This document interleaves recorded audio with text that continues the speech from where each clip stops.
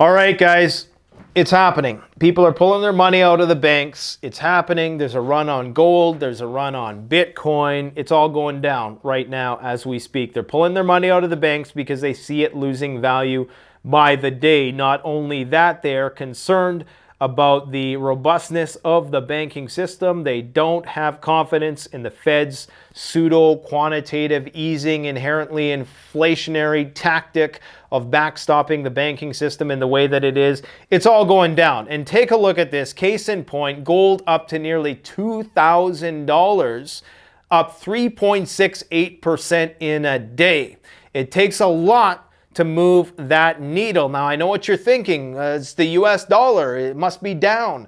The US dollar wasn't down proportionately that much today. In fact, I don't think it was down much at all. To move a $10 trillion market, 3.68% in a day means that people are taking flight. There's a mass exodus away from the dollar, and it's happening as we speak. Bitcoin was up nearly 10%. Of course, that's a much smaller market. We're talking about a $1 to $2 trillion market compared to the $10 trillion precious metals market. So this is actually kind of scary because I just got off the phone with a gold broker, and they told me that this has been their busiest week, bar none. They blew records out of the water this week, and that their phone has been ringing off the hook. Okay, so this is serious. This is actually happening. I've actually heard it said that if you see gold go to $5,000, that means civilization has collapsed, and you probably don't want to own this stuff because you're going to have to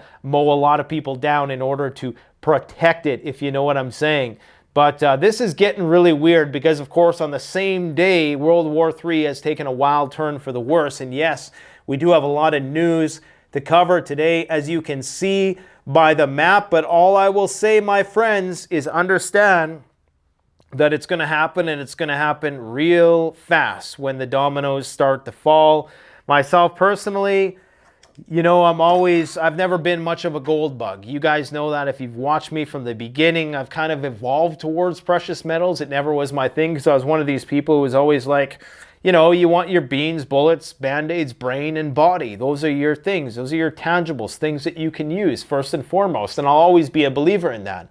Don't get me wrong, but I still think there's going to come a time when you might need to barter with somebody. And yeah, silver is probably going to be the currency that is going to take us through some sort of collapse scenario short of all-out end of civilization. And yes, gold is a good store of value. And of course, silver, in the very least, has industrial applications that are going to be in great demand. It's a finite resource. It's scarce. It's going to be in great demand. So either way, it can't be a bad investment advice. The best, most reputable place I've found to purchase precious metals, and I sought them out on my own. The first time I bought a gold combi bar was from silvergoldbull.ca. I'll post a link in the description. And if you're not into that and you're wanting something, you know, you're not into precious metals, I totally get that. I would recommend some sort of non-perishable food. Because if you think about the inflation rate right now of food, which is around 10%, so they say, in many cases, it's been worse than that, and that's compounding. So imagine what the price of something like chicken is going to be in 20, 30 years, 10 years. The price is going to 2 or 3x minimum. So if I told you that if you put money into this account that I can guarantee it's going to go up by 10% in a year, of course, you know, who wouldn't take that? Some people want to speculate a little bit more and think they can 10x or whatever. Fine, but that's a pretty safe bet. Much safer than treasury bonds right now, let me tell you that. So freeze-dried food, canned food, anything that is going to preserve for a long period of time, it's a good investment because it's as cheap as it's probably going to be for a long time. There's a confluence of climactic forces, conflict, of contagion with this bird flu stuff, which is spreading everywhere. All of these things are, and the decoupling is the major one. The World War III stuff is the major one that is putting pressure on global agriculture and increasing prices to levels that are just unmanageable for a lot of people, which is why there's riots in the streets in France. You got food shortages In the UK, the banks are collapsing. In the West, I mean, right now, Vladimir Putin doesn't care if he can't go to 123 countries who now deem him a war criminal because, why would you want to go there when it's all collapsing, right? So anyways, guys, yeah, I'll post some links in the description section below. And of course, gear. And like I say, knowledge is power. If you can provide people with a service, your neural network in your brain, that's probably the most valuable thing. So having the skills that are marketable for the brave new world that awaits is going to be definitely on the top of your priority list. Now, we got this major escalation, of course. Vladimir Putin has been deemed a war criminal. So all of these countries who've signed on to this Roman statute, what's it called, of the International Criminal Court, countries like my own, Canada being one of them, if Putin was to come here, we would be obligated to extradite him to The Hague to be charged with war crimes. Understand this designation of war criminal drastically is going to hinder any sort of attempt to broker some kind of peace deal. Because I don't know if there's a statute of limitations on this, but basically this means that Vladimir Putin, in the eyes of most of the world, is now considered a war criminal, and the incentive for peace is not there. Basically, at least till the end of his life, he is going to be at war with the West in some way, shape, or form. And this is only going to increase the paranoia. It's only going to increase the likelihood that the war is going to escalate and put more pressure on him to actually achieve their military goals in Ukraine. And as we're seeing right now, currently in Moscow, they are preparing for an attack. Okay, I'm going to show you the maps. They're currently installing these S-400 missile defense arrays around Moscow. There's several of them that have been installed on the outskirts of Moscow, as well as anti-aircraft guns throughout Moscow. So this is a major development because, of course, they have been preparing for nuclear Armageddon for some time. You got their schools getting all their high school students trained with grenades, rifles, military training. You got them getting ready to take on 400,000 contract soldiers in addition to all the soldiers that they already have mobilized. So their backs are up against the wall. It's only going to escalate. You got Poland putting HIMARS systems on the Kaliningrad border. Okay, so Kaliningrad, if you don't know, that's the exclave up here. Let me just see if I can get this for you. Okay, so we got to do this. We got to do this. So right here, this is Kaliningrad. This is where they're putting the HIMARS system. And of course, Poland wants to get 500 of these HIMARS systems in addition to the thousands of tanks. Poland is trying to be the most formidable fighting force in Europe because they're concerned that they are going to be the next front line after Russia takes over most of Ukraine. Of course, the Ukrainians don't believe for a minute that they're going to lose this conflict. So anyways, weird stuff continues to happen all across the board, but Moscow is preparing for an attack. Now, China is sending their president is sending China to Moscow to meet with Vladimir Putin next week. So is these extra precautions that they're taking something to do with Xi Jinping's visit to meet Vladimir Putin in the capital? It very well may be, if they even meet there at all. This is very interesting that this arrest order for Putin comes just 1 week before one of the leaders of the country that is arguably one of the most powerful countries in the world next to the United States. Nominal GDP, I believe they are even greater, a larger economic power than the United States, is going there. So I think that's sending a message, because anybody now who associates with Putin will in some way, shape, or form be considered aiding and abetting a war criminal. And maybe that's sending a message. But the United States is actually not one of the signatories of this International Criminal Court situation, which is interesting. I don't know if they had charges levied against them in the past. That may be the reasons why. If you know why the United States is not a part of the International Criminal Court, let me know. Regardless, they have deemed the Wagner Group a terrorist organization. Many European countries have already deemed Russia a state sponsor of terror. So situation's heating up. We got China simulating a nuclear strike on the USA via its proxy, North Korea. They claim that a North Korean nuclear missile can hit the United States in 33 minutes. And of course, on these nuclear missiles, you can have multiple warheads and a bunch of decoys. So it's very unlikely that the United States would actually be able to successfully intercept one of these missiles, never mind several. Okay, these things are traveling 10 times the speed of sound in many cases. So it's very unlikely they would be able to intercept. And clearly tensions are rising. China is trying to convey that it is neutral. Like I said, the Chinese strategy, the art of war strategy, is to let your plans be as silent and as dark as night and strike like a thunderbolt when you are ready to take action. And I do believe that that is exactly what the Chinese are planning on doing. I'd be very, very concerned that, you know, it's very much like when a person is planning on, and I used to be a counselor, so I know this, when a person is planning on harming themselves, I can't say the word because the video will be demonetized and deranked, but when a person is planning on taking their own life, they tend to become very happy all of a sudden, and they tend to be like they're happy that they've made a choice, right? And with China, I think the strategy employing the art of war would be to be promoting peace and to really convey this image of being a peaceful nation who's just trying to broker peace. And then out of nowhere, they're going to blockade Taiwan and it's going to be on.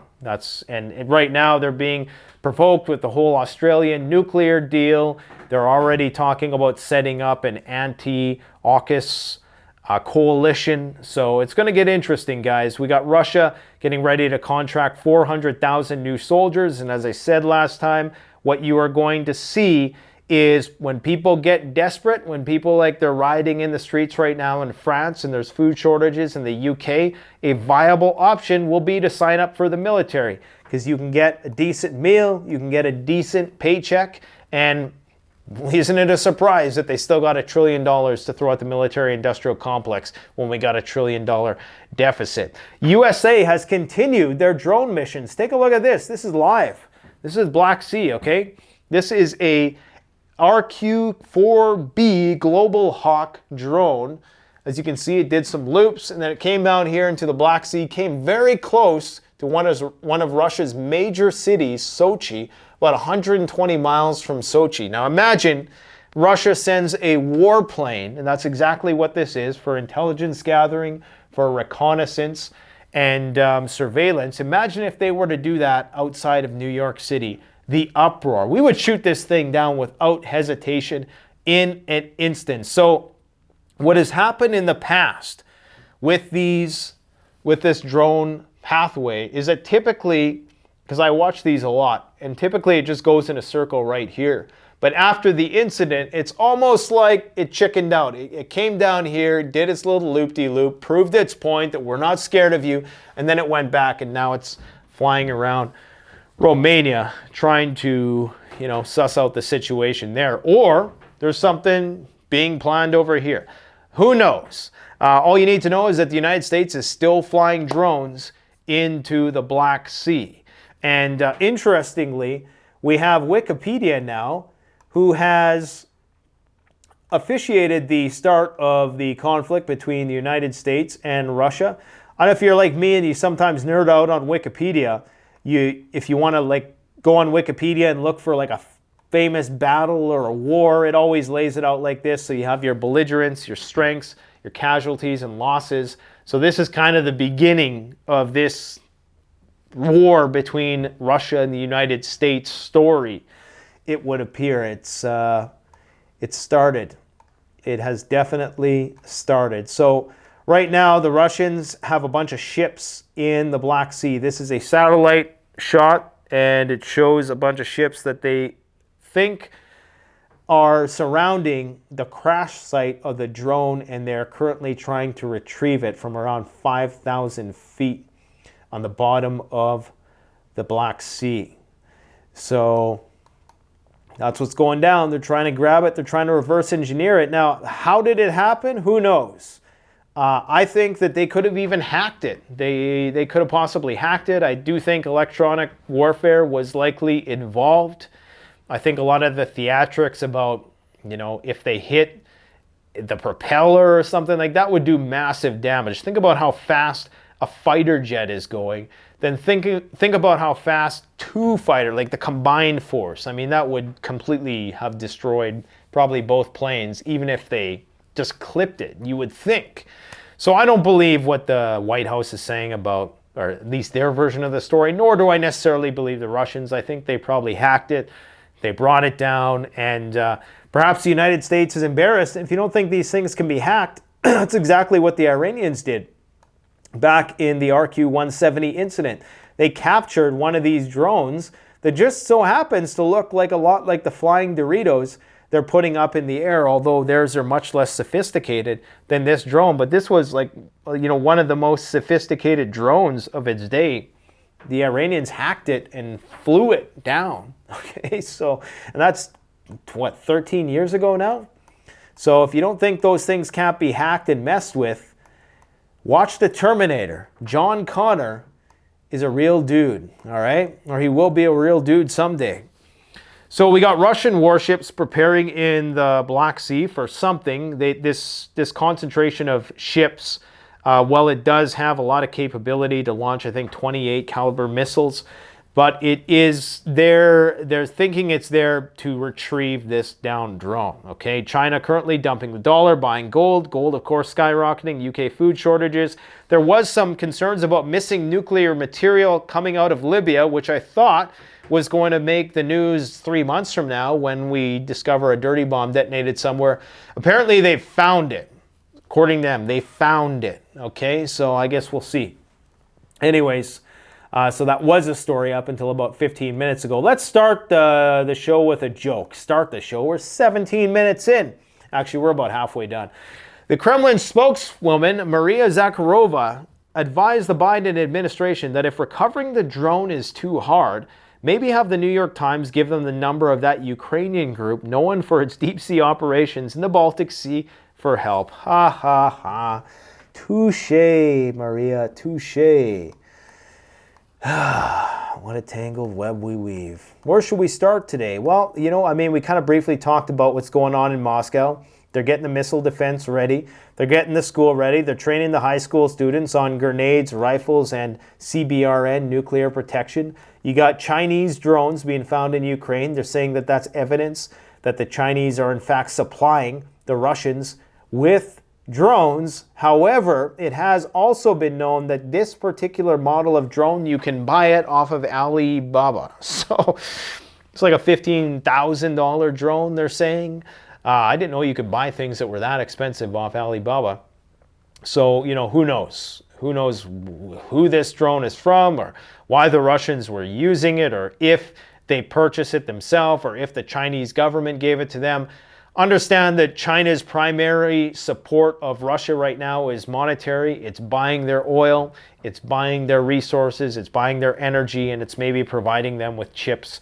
But I don't think the Russians don't need the Chinese to give them actual weapons right now. Maybe they're getting some artillery shells from the North Koreans and maybe some drone help from the Iranians, but I don't think they need the Chinese help yet. Now, why is Xi Jinping going to Russia next week for a 3-day visit?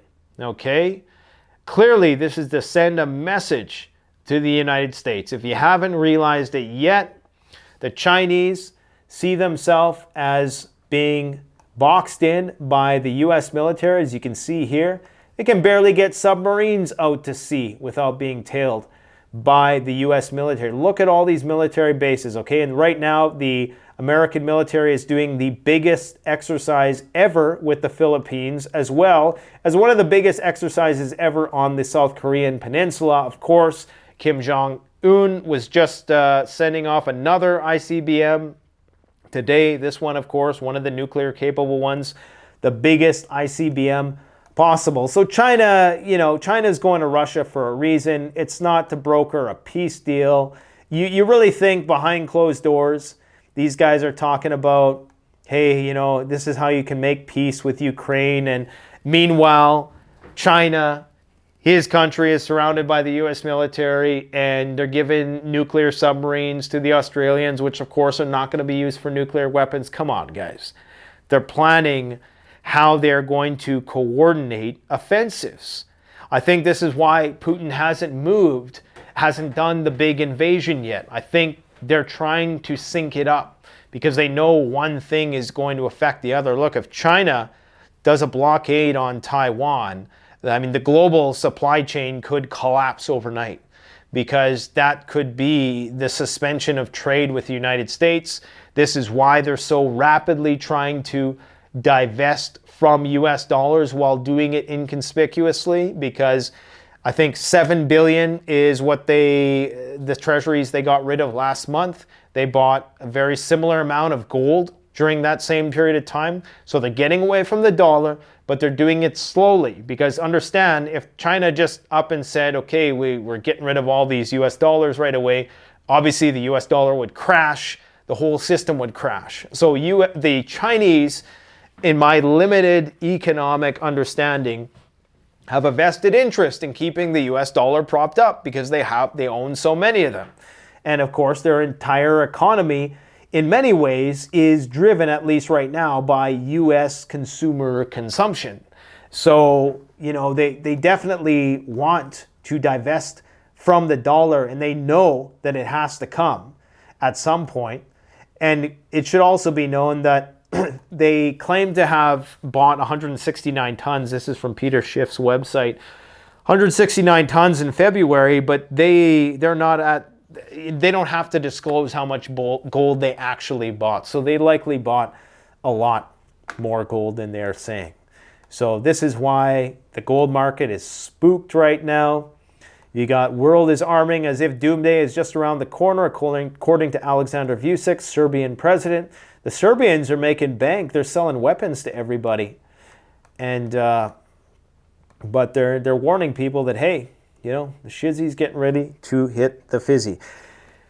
Lindsey Graham was mouthing off to the Russians the other day, saying that, if we should start shooting down Russian planes. Even the most neoliberal of commentator was talking about how crazy that was, which is kind of a sigh of relief that we haven't lost our minds that much yet, that we think it would be a good idea to start shooting down Russian planes. And this Anatoly Antonov, who typically tends to be, quite submissive when it comes to talking about Russia asserting itself, he had actually outright said that, a deliberate attack on Russian aircraft would be a declaration of war. They made no apologies for taking down this drone, although they don't admit to it. They say that the drone crashed itself, but we all know they did take it down. We got fighter jets going to Ukraine. So these are the old MiG-29s, the ones that they know how to fly. The U.S. continues to do its surveillance and reconnaissance stuff just outside of Ukraine here. So they're not only doing it in the Black Sea with drones, but they're also flying over Polish airspace with their surveillance airplanes. This is interesting. Ukraine aims to produce nuclear fuel by 2026. Exports to follow. What could possibly go wrong? I read an article that they're going to let the nightclubs stay open longer in Kiev. And you got to ask yourself, what the heck is going on that you're in a war and you're allowing people to go out and party? So clearly this isn't a war yet. There's a reason why Putin is holding his forces in reserve and letting Wagner and the Chechens do most of the fighting, at least the grunt work on the ground. It's because the real war hasn't started yet, but I think it's about to start. And everybody knows it, which is why everybody's getting their ducks in a row. They're divesting from the dollar. They're preparing for the shizzy to hit the fizzy. They're burning police cars in France. If you're Vladimir Putin right now and you're seeing the empty shelves in the UK, you're seeing the price of energy around the world, you're seeing the US banks collapse, you're seeing the French burn their cities down in protest of the government's trying to do this way of raising taxes by getting you to work an extra 2 years or whatever it is, you're laughing your ass off because you're now insulated from this banking contagion because you've been sanctioned. And as I said long ago, You know, sanctions harm countries in the short term, but in the long term, they actually make you stronger. It's like getting kicked out of the house when you're young. You know, it sucks for the first little while, but it makes you tough because you have to do everything on your own, right? And isn't it a surprise that while people riot in the streets in France, they're currently conducting the largest military exercise ever that also includes urban warfare? There's videos of that online. So the shit's hitting the fan, guys. What else can I say? First Republic Bank, boom, down the crapper. Everybody thought it was going to be all right. The big banks are trying to bail out the little banks. That's how you know it's bad. The big banks are trying to stop the contagion in its tracks. Guys, it looks like it's not going to stop. It looks like all hell's going to break loose. And according to Janet Yellen, the U.S. banking system's sound, but not everybody's deposits are guaranteed. Only the guys we like. Only the, future big tech nerds that are going to dictate what you can say, think, and do in the future. Only those guys are going to be backstopped. The rest of you, we can't make any promises. So get your money out of the banks now and go buy gold and silver. I never said that. You did. NASDAQ delisting Russian tech giants. The banks, we already talked about that. Yeah, the defense budget hurdles towards $1 trillion. I mean, just think about the math. It's incredible that people just walk around like this is all normal and good, that you can create $1 trillion out of thin air and then go and make a bunch of tanks and missiles with it. With what? With what? Where is this coming from? And at the same time, banks are collapsing. What? I mean, that right there is going to be hyperinflationary.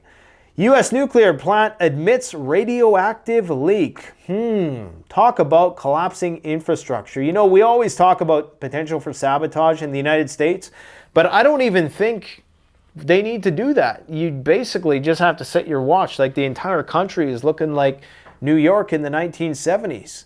It's just a hellscape. U.S. Senator Lindsey Graham is off his medication, apparently, because he wants an apocalyptic conflict. He wants to shoot down Russian planes. Bird flu is everywhere. Like I said, it's literally everywhere. It's unbelievable, really. And they're just like, oh, yeah, don't worry about it. You know, they're saying, don't worry about this, something that has a potential 50% kill rate, okay? But they're telling you to worry about other stuff. And I understand why. It's not human. It's not even in humans yet. It's not human-to-human transmission yet. But you think there'd be a little bit more cause for concern in light of everything else that's going on? I don't know, man. Doesn't look good. Doesn't look good, folks. And I don't usually talk about earthquakes because it gets too much into the eschatological end of days stuff. But this is worth noting. Just another disaster you have to prepare for. Earthquakes in Alberta. Now, I didn't even know about this, but apparently the biggest earthquake ever happened in Alberta, in Alberta, that is, which is, I'm assuming it's not that common. These are pretty deep earthquakes, so they're not felt that much. But apparently it was a 5.6 on the Richter scale, and that was in November last year. And now in just the last 24 hours, there have been 3 earthquakes in the Peace River region. Now, I'm no seismologist, but I presume that means that plates are doing something. And I know that the Juan de Fuca fault line right out here in Vancouver. So all I'm saying is just get ready, man. You never know. The way things are going, I'm sure nature will throw another curveball at us. Okay, I think I've touched on everything today, guys. I got to hit the road. I think I talked briefly about this cyclone, which is off the charts. They're saying that Category 5 storm, the highest category on the Saffir-Simpson scale used to measure cyclone intensity. The following day, Freddie was upgraded further to a very intense tropical cyclone, which is the scientific speak for off the chart. It was the most energetic storm on record. Okay, so we're entering a period of intensifying and just intensifying storms, more extremes, and it's also the longest lived cyclone in history. Get ready, folks. Buckle up. It's going to be a wild-ass ride to the finish. I think I talked briefly about this. China simulating ballistic attack on the U.S. The Hwasong 15 ICBM, that's the one that Kim Jong-un they did the whole music video for, and I'm being deadly serious when I say that. Go look it up, Kim Jong-un nuclear missile music video. It's the funniest thing you'll probably see. And I think I briefly talked about North Koreans claim that 800,000 people have signed up for the military to fight against the U.S. What other choice do you have when you're starving? That's what I'm talking about. This is how they get you. You know, first they get you starving, then they say, well, we'll give you a job. Go die over there. And then they kill two birds with one stone, right? Because then they don't have to pay you out your Social Security and all that stuff. They kill us off. This is the Belgorod, which is currently out to sea. Now, the Belgorod is one of the most insane things ever built. And of course, it was built by the Russians. And it's this giant-ass submarine with 6 nuclear torpedoes. I was going to say photon torpedoes. They might as well be. These are 100 megaton torpedoes, okay? And you can see the size of a person. This is the size of the missile or the torpedo. And these are the individual torpedoes inside the sub, just to give you a sense of how big the submarine is.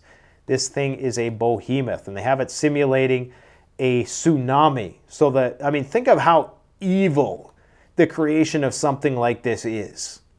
Like thinking about creating something like that. This would destroy every city along the eastern seaboard, just detonating one. And it would make the entire ocean in that region likely radioactive for many, many years to come. I just can't believe that they thought of something like that, much less built it. I mean, you're talking about a country who has built or is in the process of building the Skyfall system, which is a nuclear-powered nuclear missile that just flies around for a long time, okay? Because it's nuclear-powered, it can stay in the air for a long period of time, and it cools the nuclear reactor by the air going across it. Anyways, maybe we'll get David Pine back on to talk about that in the future here. And of course, these submarines are heading towards the U.S. East Coast. What could go wrong? Lindsey Graham for president in 2024. Let's get this nuclear party started, shall we? Just kidding. But yeah, these are some images of Bakhmut, guys. Check this out. I mean, this looks like it was an AI-generated thing. Like, this looks like Hiroshima. Like, this is crazy.